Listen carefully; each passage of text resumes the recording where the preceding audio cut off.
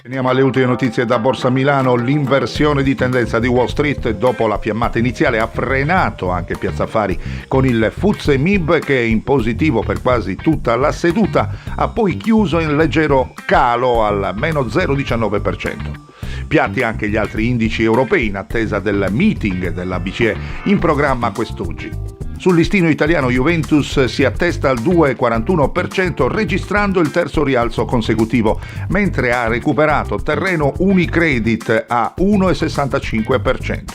Bene anche Poste Italiane alla più 0,93% e Tenaris a più 0,91%. Nel segmento Star balzo di Fiera a Milano al più 8,21%, in rosso invece i titoli del gruppo Agnelli con Exor al meno 1,68% e le controllate Ferrari a meno 1,61% e CNH Industrial e FCA entrambe al meno 1,32%.